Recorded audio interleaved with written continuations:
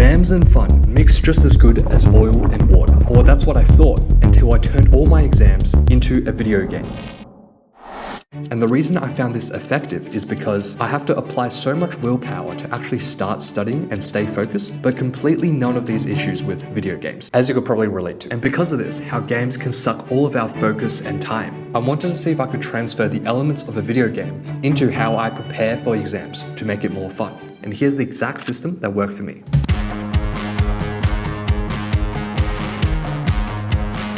First, in video games, you can play for a few hours and you're already a millionaire king, whatever. But in real life, you're faced with this. So games make it seem like you're having success, but on steroids. And as you can imagine, it's obviously hard to get that same sort of quick accomplishment in studying. Usually you have to wait a few weeks or months or until the exam results come out. But there is one way that I got around this, and this was by tracking my mistakes. And by this, I mean having a mistake or error list where you track down every single question that you got wrong. And it's a nice and really motivating way of showing you the questions that you used to struggle with, but now no longer do. And more specifically, when I was revising for exams, I would do as many practice questions as possible. And then I would write down every single question I got wrong into my notebook or laptop. And it might seem a bit counterintuitive to write down a list of reasons why you suck at the subject. They ask you how but the mindset that I had was that for every question I write down, that is one less question that I'll get wrong on the exam. But in other words, every time I write down one mistake, by inverse, I know that I'm making progress. And to make sure that each mistake only occurs once, this mistake list was the main thing that I looked over the day before the exam. Another appealing thing for video games is that they will list out all the levels that you have to complete. So you can see right in front of you everything you need to do. No surprises. And let's just say I complete some of the levels, maybe the easy ones. Then I kind of feel the need to finish all of them, since I kind of want that nice green color, you know? And I use this exact same logic to motivate myself to do practice exams one year. So I had the goal of doing 10 practice exams. And so I got a folder with 10 or so plastic pockets. And each time I finish one exam, I will put it in. Groundbreaking, I know. But this is like completing one level in a game.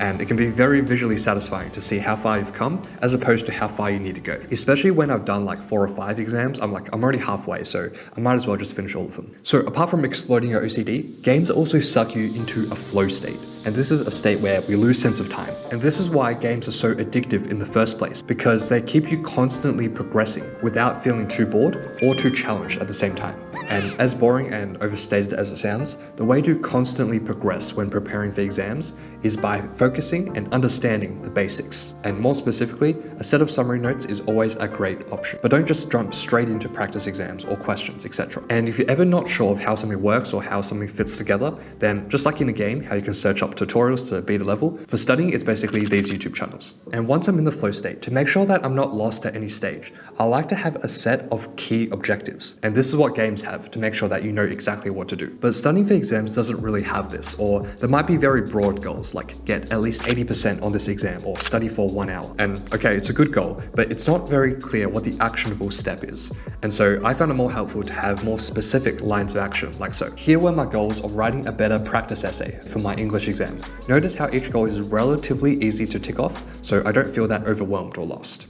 But the ultimate thing that makes games addictive is that they give you a higher sense of purpose. Like you've been entrusted with this role to save this town from these monsters or whatever. And so if you're watching this video right now, it tells me you have the purpose of improving yourself. Now, that might be just to pass a test tomorrow or something further down the line, like getting into a certain course or career. But whatever goal it is, putting it in perspective of a video game can show you that rather than leveling up in the virtual world, it can be just as easy to level up in real life.